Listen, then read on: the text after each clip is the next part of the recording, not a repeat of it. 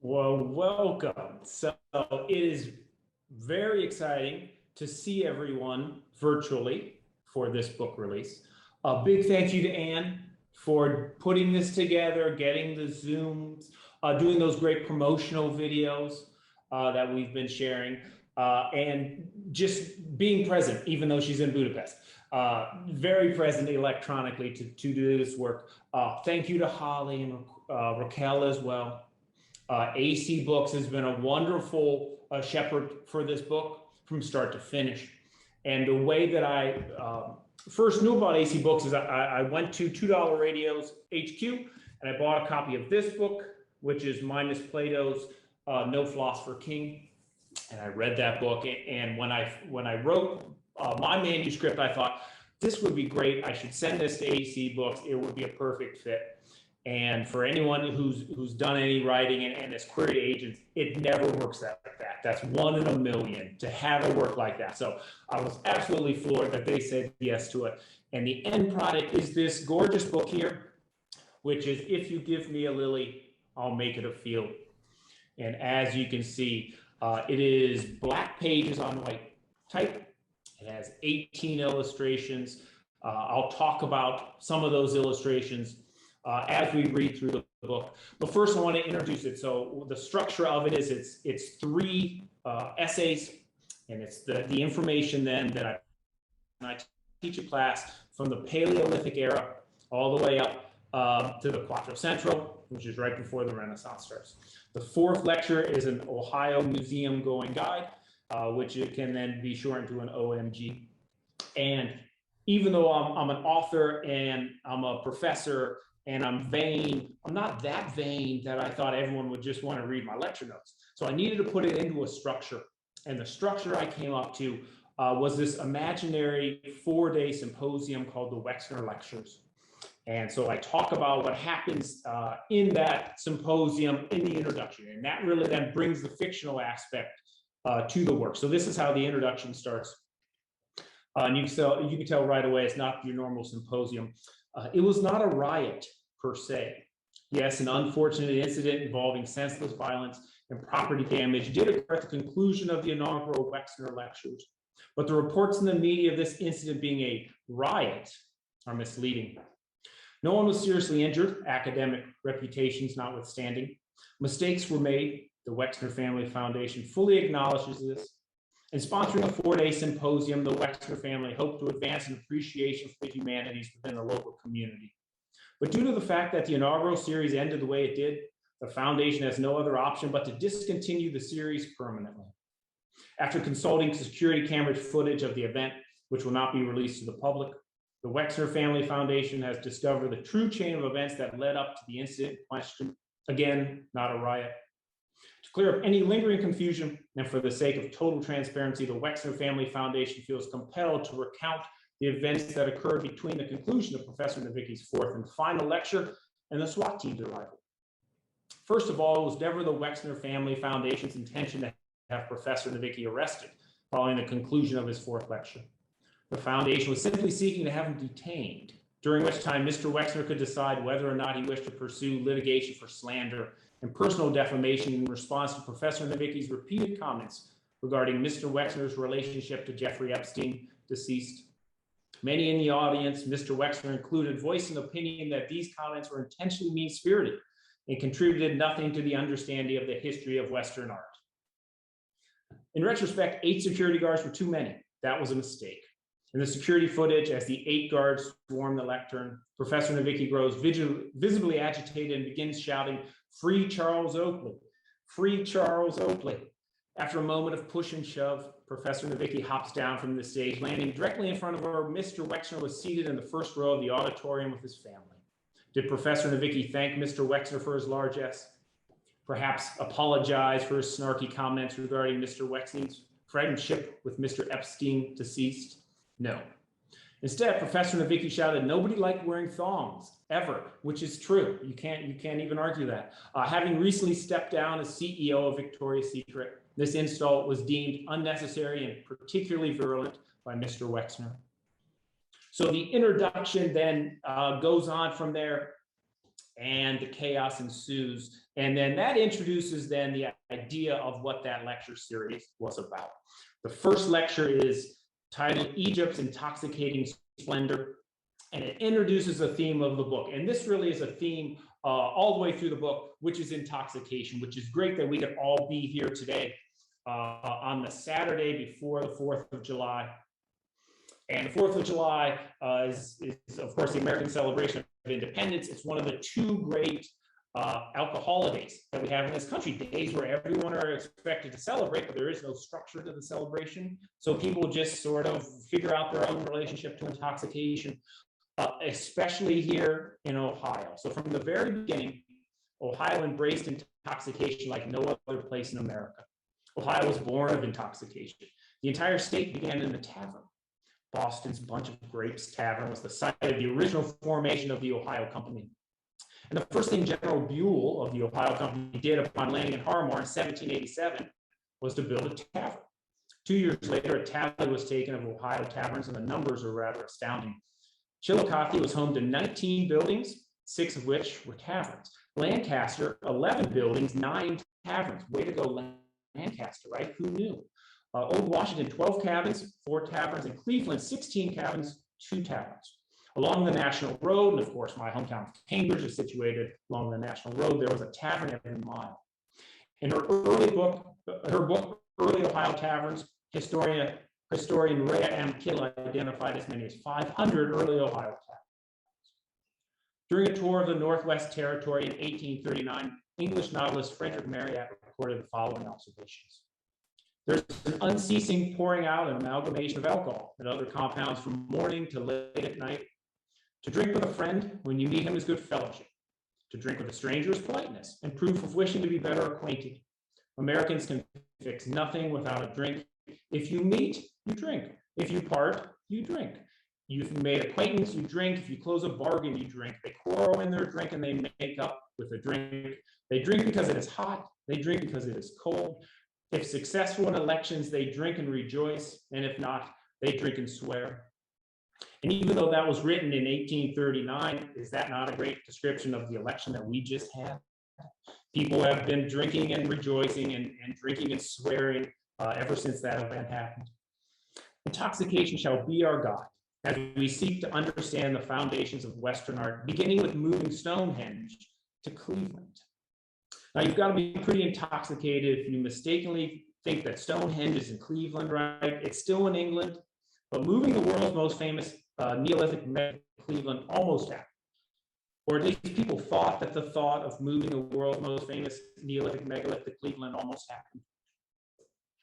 So the problem with Stonehenge is anyone who lectures on Stonehenge eventually must face the fact that we know next to nothing about the megalith. A profound silence surrounds the stones. It took a random visit from an archaeologist from Madagascar named Ramamila Sonina to offer fresh insights into the mystery of Stonehenge. Apparently, Madagascar has a long history of building stone monuments. Who knew? When asked for his thoughts on Stonehenge, Ramamila Sonina offered 2 observations. First, it's not a temple. It's a passageway through which the dead travel into the afterlife. So this explains both the permanence of the stonework, right, and also the solar alignment. The solar alignment, of course, is very important. This observation wasn't too earth-shaking, but his second observation certainly was. Where's the henge? There's no rest of it. But there was a rest of it. Sure enough, he was right. So in Madagascar, stone monuments are always built in conjunction with wood structures. And sure enough, Stonehenge is just one element in a complex. So there's this huge earthen circle that's called Durrington Walls. There's a timber circle, it's called Woodhenge. There's this long rectangle, which is named for the Latin word for racetrack, is part of it as well. And then there's this avenue that leads to the river. So they're making discoveries on Stonehenge all the time. Like constantly, they're finding new stuff about this whole complex of Stonehenge. So seen all together, the complete Stonehenge site resembles the newer earthworks. And all of this might have been lost had it not been for a local bloke named Cecil Chubb. So in 1915, the farm that includes Stonehenge went up for auction. Rumor around Shrewsbury Plain was that an American robber baron was intending to buy the property and ship the megalith to America. Now, John D. Rockefeller's net worth peaked 2 years earlier at US $418 billion. He wasn't living in Cleveland anymore, so his Forest Hills estate might have been a perfect place to plunk down a newly purchased Neolithic megalith. Wanting to keep the monument where it was, Cecil Chubb bought Stonehenge and gave it to his wife as a surprise birthday present. It's worth mentioning that Mrs. Chubb was not especially pleased with the gift. She was hoping for a new set of dining room chairs. Now, after all could appreciate a new set of dining room chairs, so I kind of have to agree with her on this one. I'm sitting at my own set of dining room chairs as we speak. So then the theme of intoxication then continues along in the second lecture of the work, and the title of that lecture is The Sensible Drunkenness of Athens. No ancient culture embraced intoxication quite like the Greeks. In fact, you can argue that Athens is where real intoxication began. Athenian intoxication most frequently manifested itself as drunk logic. In Athens, drunkenness was more important than democracy because everyone can participate in drunkenness. You can argue that drunkenness is a form of democracy. So while many scholars employ the idea of democracy ruled by the people as an entry point to studying ancient Athens, I use symposium. In ancient Greece, a symposium was not a wanky academic event, it was a drinking ceremony. Here's a fragment from the circa 375 before Common Era play in which Dionysius describes a proper symposium. For sensible men, I prepare 3 craters. 1 is for health, 2 is for love, and the 3rd is for sleep. After the 3rd one is drained, wise men go home. The 4th crater is for bad behavior, the 5th is for shouting, the 6th is for rudeness, the 7th is for fighting, the 8th is for breaking the furniture, the 9th is for depression, and the 10th is for unconsciousness. And while it doesn't say so in the text, the 11th is for punching people and saying sons and 4, obviously. And that then introduces, this idea of ancient Greece. And we talk a lot about ancient Greece. We look at works of art within ancient Greece. Jumping ahead a little bit in the book, now I mentioned the 4th lecture is an Ohio museum going guide. And my goal in writing that section was to have a guide that can trace the whole history of Western art, starting with Northern Italy and the Trecento, going all the way up to Impressionism. And you can trace this whole trajectory just by looking at works of art in Ohio. You don't even have to leave the state. Ohio has these just tremendous museums that you can go and look at works of art. And I know for a fact that this book is perfect size for the back pocket of any jeans. So you can take it and you go to a museum, and instead of feeling overwhelmed because you're looking at so much stuff, you can just hotspot a couple of pieces that are really important and take a look at it that way. One of the works that I do want to focus on is in the Cleveland Museum of Art, and that's Praxiteles' original bronze sculpture, Apollo the Python Slayer. And Anne has images. We have both the front and the back of that sculpture. And that sculpture has been called the greatest antiquity in any North American collection. And you can't miss it. When you go into the Cleveland Museum of Art, you go through their giant new atrium, and this is the first thing you see. And you see, it, not only is it an original bronze, but then it also has an original eye stone. And you can see the front and you can see the back as well. And the book talks about how important it is, to take a look at the back of the sculptures as well. The date of Cleveland's Apollo the Python Slayer is important. It's circa 400 before Common Era, 1 year before the trial of Socrates. Well, Agathon was hosting a symposium, and that's the symposium that Plato depicts then in his dialogue. The Peloponnesian War was raging. In addition to being a thigh-humping horn dog, Alcibiades was a brilliant general. But his failed Sicilian expedition resulted in the loss of more than 50,000 Athenian soldiers. After the failed expedition, Alcibiades was charged with the crime of mutilating sacred sculptures and profaning the Eleusinian mysteries. He was tried in absentia, convicted and condemned to death. Knowing this, Alcibiades didn't return to Athens. He defected to Sparta. Sparta, of course, was at war with Athens, so that was a ballsy move. But somebody had to pay for Alcibiades' mistakes. And that somebody turned out to be his former teacher, Socrates. In 399 before Common Era, Socrates was put on trial for impiety and corrupting the youths of Athens. The verdict, guilty. But Socrates didn't have to die. He could have saved himself. He could have asked for a less severe sentence. Instead, he asked for free meals for life. I love that part. That's so Socrates. He's like, why don't you just, give me free food? And when he was denied that, he offered to pay a fine, but he offered to pay only about $50 because claiming being a philosopher, he didn't have much scratch. Or Socrates could have fled Athens. Crito had arranged for it. Crito was the one clutching Socrates' thigh in David's canvas. But instead, Socrates chose death. Why? Because he was a drunk. And drunks love drama. God, that's so true. Who doesn't know that about drunks? They love drama. That's the only logical answer. Drunkenness defies the sobriety of logic. Drunkenness is its own logic. And by the way, you can still visit Socrates' cell if you go to Athens. So what happened to Alcibiades? Within 3 years of landing in Sparta, he was caught having an affair with the queen of Sparta. Again, another ballsy move. He then fled to Persia, Athens' other primary enemy. A year later, he ended up back in Athens, where he resumed his military career. Eventually, he was killed by Spartan assassins. You have to admire Alcibiades somewhat crazily, sleeping with the king of Sparta's wife while Athens was at war with Sparta. And you have to admire the king of Sparta's wife somewhat crazily. The Athenians were always slandering the women of Sparta, calling them more masculine than the men and accusing them of having fanged vaginas and nipples sharper than the talons of eagles. And here she was, seducing the most handsome and vain Athenian of them all at the penalty of death. And not just any death, a Spartan death, a death of the enemy. But why admire Socrates? He was just an old drunk. And I think Friedrich Nietzsche would agree with that. I think he would. The longest lecture in the book was also the last lecture I wrote. It's about the Roman Empire. So we spent about 800 years looking at the creation of the Roman Empire, right? It reaches its peak, and then what happens to it as it sort of dwindles and it then disappears into the soil of Europe. The reason why this was the hardest essay to write was because there's just so little intoxication in the Roman Empire. It's a very sobering event. I mean, the one opposite of that is Cleopatra and Mark Antony dressing up as slaves so they could go party in the streets of Alexandria, which is great. Like if you think about like Governor Mike DeWine and his wife, like dressing up as undergraduates and like going down to frat parties at Ohio State, just that would never happen. But what I looked at is the trajectory of the formation of Christianity. So it starts, and when you lecture on Rome and you're talking about the Etruscans, there is no religion, nothing's there. And then all of a sudden it starts to build. And the next thing you know, they got the keys to the whole empire. And so by the end of the empire, Christianity is dominant.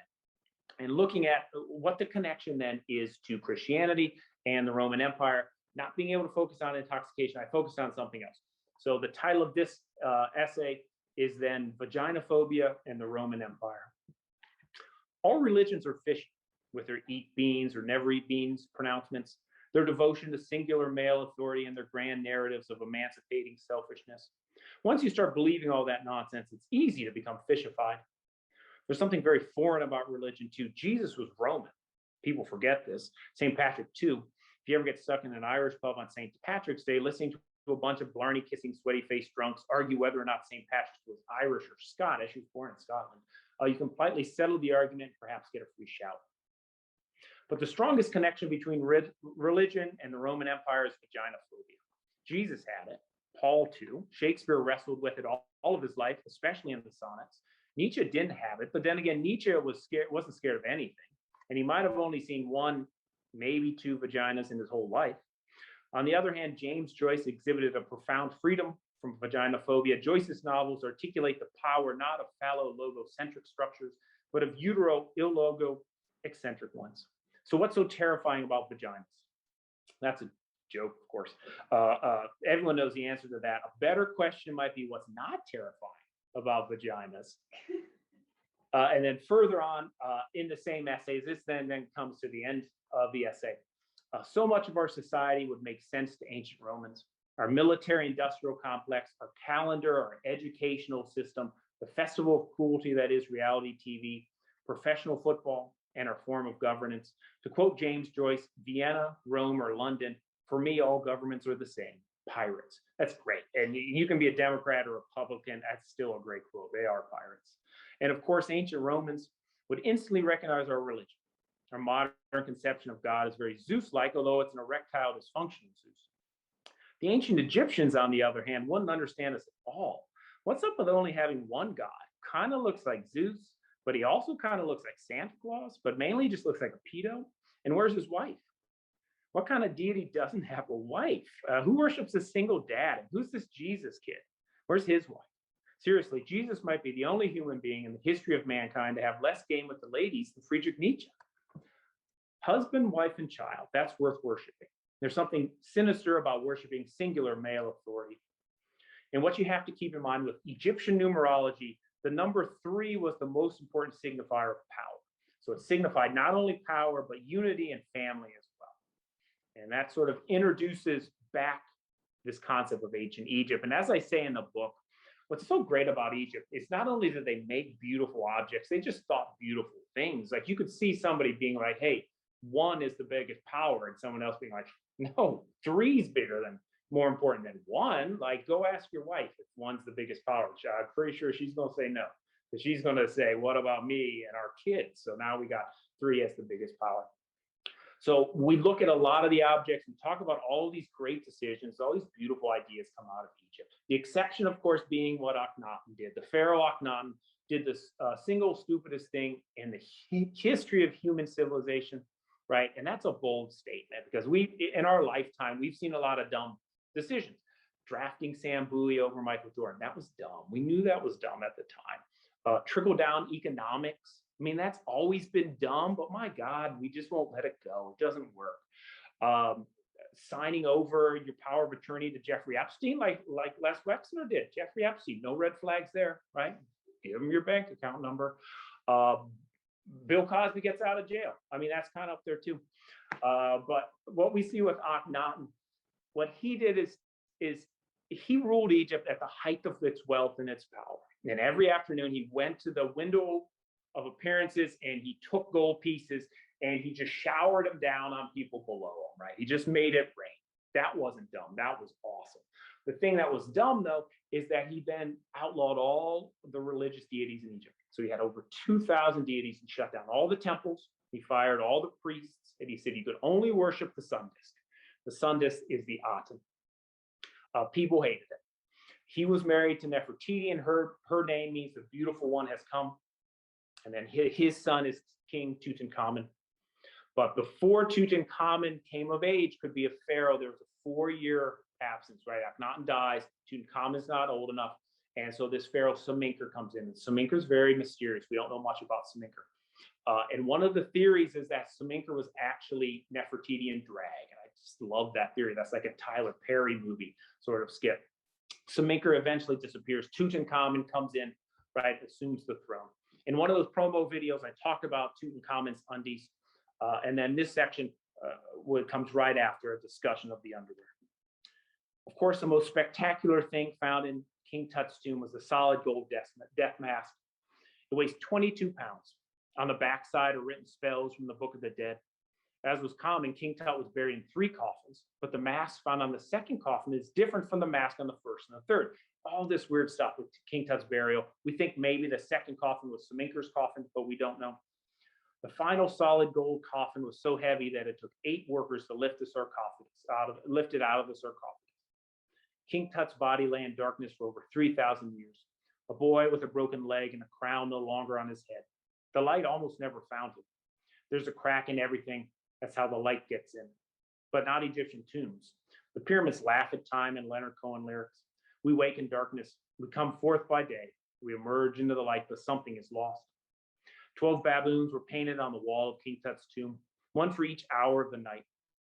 The murals are covered in mold because the paint was not allowed to dry before the tomb was sealed.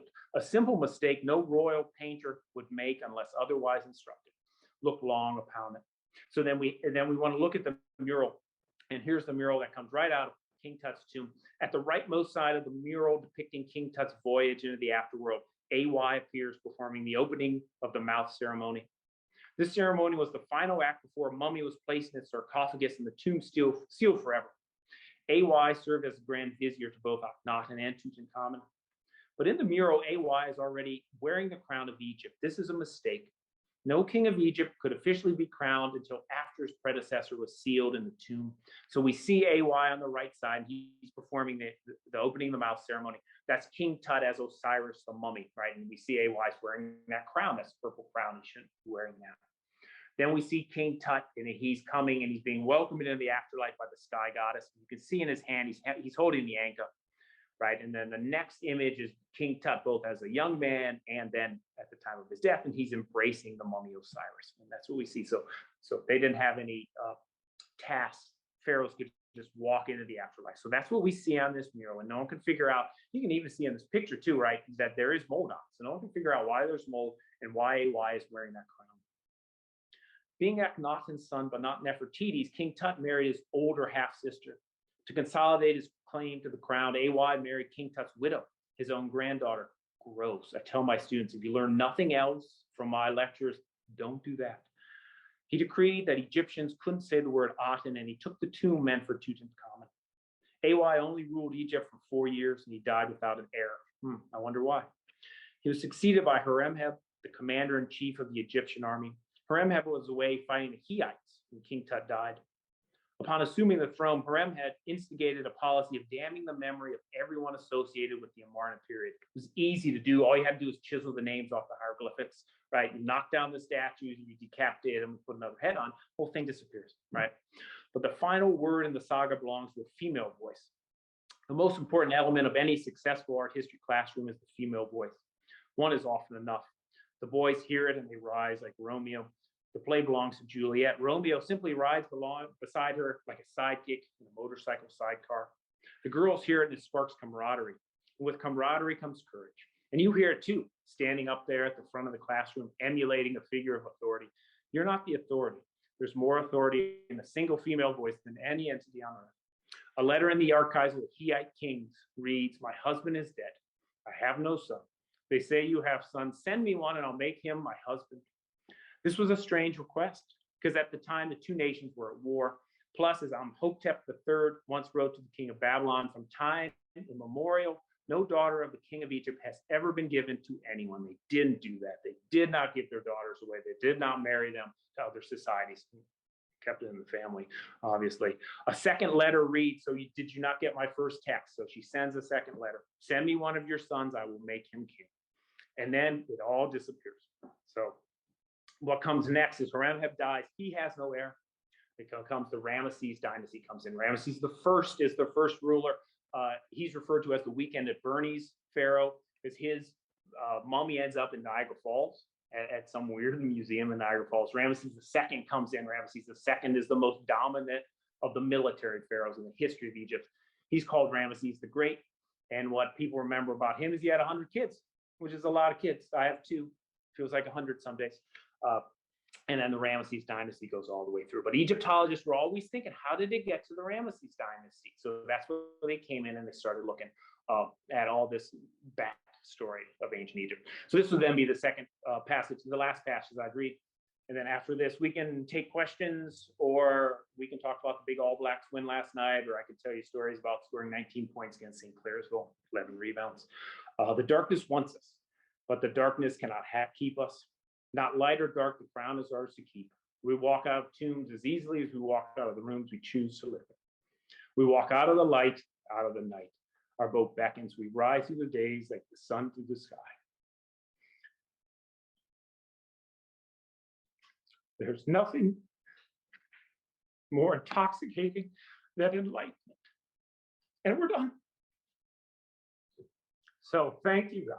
I always like to end with a little emotional insecurity, right? Really punctuates things. So there's nothing more intoxicating than enlightenment.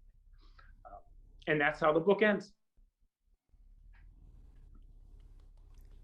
Thank you, Scott. And there are 18 images from the Toledo and Cleveland art museums, and that was fantastic that they allowed us, use them and to be printed in the book. They were so helpful, yes. And Cleveland's always free, and it's been free for the whole time. When I contacted them, they said that's part of our motto. Images are free too, so take whatever you want. And it's great. Unusual. It's so unusual. Yeah, as I started looking through and requesting permissions, it became quick that it was $100 per image at least. So I whittled them down, and they look great in the book. So Toledo was good, and Cleveland was good. And I got one more. I think it might be the Butler Museum might have given me one as well. And it punctuates the text. I love using images in my book. So I think we can open it up to some more questions if there's some others that would like to ask something, you can just jump in and unmute yourselves. I have a question. Hello, Joyce. Hi. Okay, so as great books, when you're reading them, you're like picturing what's happening, right? So as I was reading this book, I just kept thinking, when is this movie coming out? So I have a two-part question. The first part is, will you play yourself in the movie? And second, how long do you think until it gets shown in a film studies class? So It those are my two might be a questions. very long time because of how derogatory I am towards film studies. She froze. And it's funny because the name I use is actually a film studies historian in Ohio State. As for the first question of playing myself, I don't know. I think Chris Pratt might be better, but I guess if he's busy, then I might have to take it over. It's a very beautiful Croatian background I see behind you. Oh, thank you. And this is the walls of Dubrovnik. So yeah, but I've been reading your book here. It's been hilarious. I've been laughing out loud. So thank you for the reading material. Oh, my pleasure. And it's great to see you. And also because those are Roman walls, because Croatia, of course, was a part of the Roman Empire, that it fits right in. I was going to ask if you knew any facts about this place. So look at that. Well, Split. Diocletian's palace is up in Split, which is very close. Oh, okay. Yep. That was important. Actually, let's see, Augustus was in Croatia, I think, when Julius Caesar died. And he didn't know he was there. And like somebody was like, oh, hey, by the way, you rule the Roman Empire. You might want to get back there. And so, yeah, on a boat. And so that's where it was. And that was big. Awesome. Huge moment. I mean, talk about getting woken up for that. Like, got some news. I wanted, that's important. Well, I was in the perfect place then to read the book. So thank you. No, my pleasure.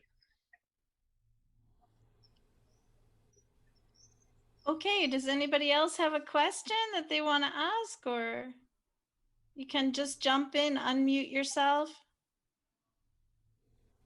I can also say, as people are thinking of questions, keep in mind small press distribution is a great place to get the book, spd.com. Oh, we have a question from a very recognizable fellow. In Berkeley, in advanced order on, we're happy to say Amazon is taking advanced orders, and Barnes & Noble said they're going to get some, and if you're out of the country, obviously distribution through England for our distributor there.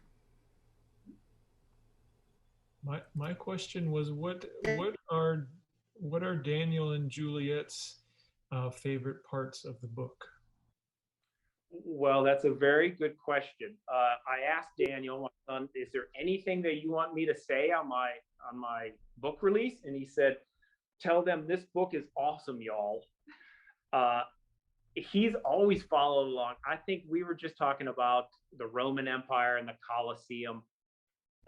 He likes following along with my lectures and seeing these works as well. Juliet, my daughter, she wants everyone to know that her favorite word begins and ends with P and has two O's in the middle. So I was saying with her once about how Shakespeare loved mirror reflective words. And she's like, what about this? And I'm like, well, actually, that's true. That's a mirror reflective word. That is the case. But to touch upon small press distribution, that's a recognizable book you can get too. And that's the Paper Coast. So I wanted to say that. It's my brother's book. So I just pulled it out of the bookshelf. It's fun because this book does connect a lot, and my kids have been there every step of the way with lectures and writing.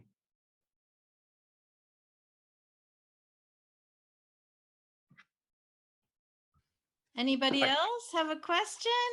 Somebody want to jump in?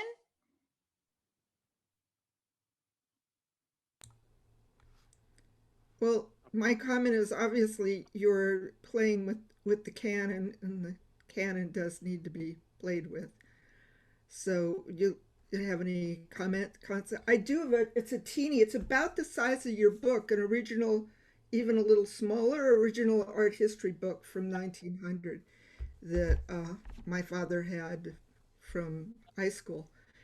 And it's similar, all black and white pictures, go see this, go see that.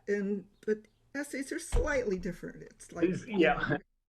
And I have some of those old books too. I love those old art history books. I think one of the things I always say in my lectures, talking about these works, and you have to show some of them. There has to be some, leaning on the canon. But I always want to factor in as well that it's not just a parade of old dead white men, right? So talking about the female stories, Cleopatra, of course, is huge. She comes in sort of to the narrative of the Roman Empire like a boss.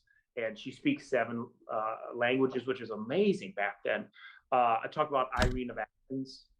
The Holy Roman Empire is weird because it is kind of the Roman Empire, but it jumps from the Byzantine all the way to Germany. And the reason that it does that is because of Irene of Athens. So there are these female narratives that come in and allow us to sort of just pull things apart a little bit and have a different perspective on art history. And standing in front of a classroom, you see what people get excited about, and you see sort of how they like a modern depiction of these stories to come in. Roman Empire, of course, everyone loves the Nero and the Caligula stories as well. And you don't get any really good female stories until Cleopatra. Augustus made it illegal to slander his wife and his sister, which was funny. Like, you could go to jail if you said something bad about Augustus's sister. But other than that, taking that trajectory and making sure that everyone sort of knows that other things were going on outside of it as well. We don't always see it, but it's there, and it factors in. And some of those are even better stories than the narratives themselves. right. So I'm not sure if somebody else wanted to jump in. Otherwise, maybe I want to make a comment. Oh, okay. Go ahead. One more. His wife, who was looking right over here, she was wondering, Scott, if you were thinking about, like, who's, when you were writing the book, was the audience your students, or who are you imagining that was kind of you were writing for? Yeah. I mean, that's a good question. Originally, the final lecture was going to be into a fictional narrative. So I thought I would do this and there would be a sort of fictional plot around the information. And when the quarantine hit, I was right on spring break and I was going to work on that, and it just wasn't coming together. It's like the most frustrating thing. You finally get time to do this work and the project just won't let you do it. So it changed a lot who I sort of thought this would be interested for, and then coming in with the idea that maybe I could work humor into just this section. I always kind of envision my books in bookstores. It would be good in a museum bookstore, right? And then sort of doing events, and then also helping people go around museums, like to see this book and it looks good and it sparks their interest. And it's a way to be comfortable with these stories and these works of art and not feel like, oh, because I wasn't an art history major, then maybe like this is going to be over my head or something like that.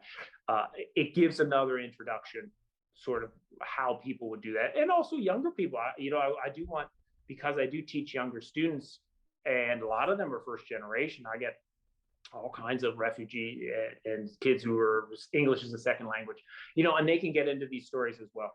So it's broadening. It's not just a fictional base. It's people who are interested in art, people who like to go to museums, and then maybe people who would want to go to a museum and gain that courage from knowing just a little bit and knowing sort of what gets them started. And then once you're there, you see a few pieces that are in the book, and then you just kind of take it from there. Cleveland Museum is a great example of that. The kids love the art and armor section, and I had to drag them to the Caravaggio work, and then they want to sort of run around someplace else. So you can have these beautiful days at an art museum. And if this book helps people do that, I mean, I think that's a great success. I had one comment or sort of comment and question.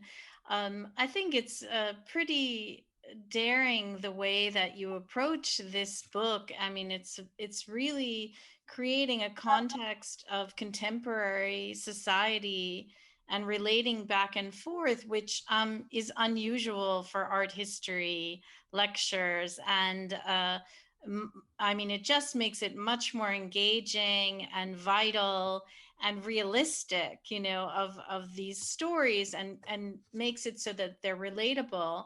And I just wonder, you know, what did it take to come to that? Was it just your personality and you kind of went for it, or was there a building up to this, or someone else that inspired you, or you just thought this is what we need? Art history is not connecting enough with, you know, the real lives of people. I'm just curious what you have to say about that.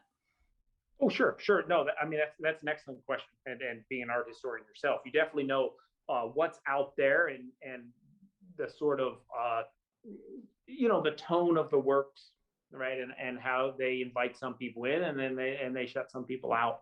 I think I was always led by the stories themselves and the works of art, and reading these stories and thinking this was going to be great. Like, our students are actually going to like this. They might fall asleep at other sections, but this is going to be really exciting for them. I think all of my work as a writer, and of course, this then is my second book, and my first is a novel here. I think the thread that connects them all is just a different way to engage with information. We have so much information. We can Google, we can find things. We used to, like when I was in college, it used to be like unbelievable. You hear these stories every once in a while. Somebody will share this gossip with you. It was the most exciting thing. And now it's all on the internet. So how do you find the information? How do you put it into a narrative that makes people very excited? You know, a lot of these stories, I didn't create them. I'm not the first person to study them, but I'm like, hey, I can take these and make it funny and put it in a narrative that travels very quickly and almost has a novelistic sort of speed and trajectory to it. And the comparison I always say is, you know, writing should always feel like sledding. Once you get comfortable with it, you're just sort of going down, right? And you have that momentum that keeps you going. And it should feel that way as a reader too, that this book moves really quick and it holds your interest and it says what it has to say, and then it's done. And I think it's nice being in art history, but also being a bit outside, sort of balancing those two helps me connect the information in a different way.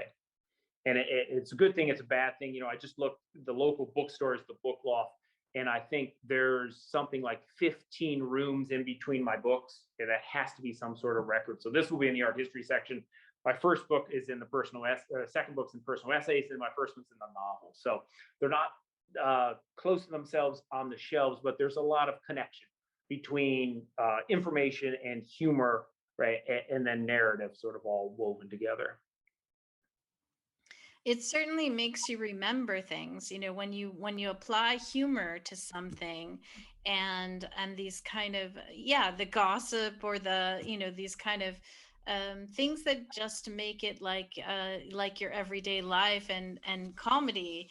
It just it's so striking. I love the book. I think it's quite wonderful, and it's playful, it's easily accessible, it's but also very factual and very detailed. So congratulations. Does anybody else have some questions or thoughts that they want to share? Can I just ask if Scott's wife Sarah has any questions? Because I think she was on, but I'm not sure if she is anymore. She is on because she's right next to me. Thank you, Joyce. Actually, the last question and answer went in with my question very well. I always try to press Scott when he's writing how he thinks about his audience and how he thinks about the process of getting works in front of an audience and published, and how he spans such a wide variety of topics, and just what challenges he faces as he's doing that. But his last question and answer, I think, brought some of that to light, and we'll have fun talking about this later on as well. So thank you. Sarah's been behind the scenes as tech support through this whole endeavor. And she's the first reader too, so she definitely reads and sees these projects as they develop. I guess that's one last question that I have. I was just thinking about that, about who's your reader and what kind of feedback have you gotten as you were writing on this, because you had so many different kinds of books, and for this particular one, what kind of reactions and things maybe people had that steered the course of your book in different ways. Do you have anything to say about that? It's mainly at a certain finished product that I share it. I'm always very hesitant to even talk about projects until they begin to take some sort of shape, and I can get them to a way that, I don't know, I'm so embarrassed to sort of share this stuff, and I create a lot of stuff and it's just total garbage. And I'm like, boy, I'm glad I didn't put that out too soon. And so once it gets to a certain point, then it's always great to share it. And Sarah reads it, and then we can discuss it there. You spend so much time creating things and seeing if they work. You see, it's so deep in these projects that once you finally get to step outside of it, right, you get that feeling of stepping outside of Plato's cave, and then being able to discuss it with someone who's seen the work sort of move in different directions. But I think it's safe to say that she's very surprised that the projects never have a linear structure to them. But I'm always saying it makes sense to me, it's perfect sense in my head, but it's very hard to articulate that as the books come. And I do that sort of tap dance between novels and art history and information that's informative, and then also information that's humorous, and that sort of all goes together. Wonderful. Does anybody else have a last question or thought or comment, or I don't want to leave anybody out if somebody else wants to say anything? Yes, the first chapter of the book sets a fictional tone for it, but the rest of it, particularly for people who are not well versed in art history, or raises the question, is this meant to be fictional or just tongue-in-cheek? Or I have the impression that most of the rest of it is more or less factual, or your opinion, or a humorous look at it. So it moves from fiction to fact. Is that a correct reading? That is a correct reading. I think the movement mainly starts, though, fictional. So at the very end of the introduction, it says that the lectures themselves were found on the lectern, right, when this great riot happened. And then to offset the cost of all the damage that had happened in the auditorium themselves, that the foundation has decided to publish this. So there's a move from a fictional introduction and then to almost like one of those metaphysical, fictional devices that they had back in the Enlightenment to say, all right, this is what happened, even though that's totally fictional, but then here's where the lecture was factual. So there's a sort of move to set that, and then up and after that point, the fiction sort of recedes, and then it's mostly just then the facts of the narrative in the lectures themselves. Yeah, that's what I thought, and it really is a fun book. It was great fun to read. No, thank you. Yeah, and that was so important. Once I got that idea that, okay, I can put this information in and have it sort of go back and, set a fictional platform and then let the narratives go from there. That was the liberating sort of eureka moment.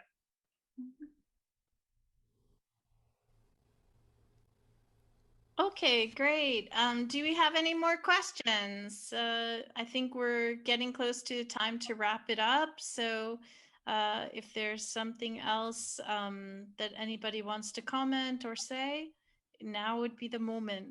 I know maybe sometimes people are shy, so I want to say thank you very much. It was really wonderful talk. The book is wonderful. I put in the chat the links for where you can order it, and I hope that everybody does, and that you tell everyone else to order it. and spread the news as much as possible. So thank you very much, Scott. Thank you, Holly, and thank you to our guests.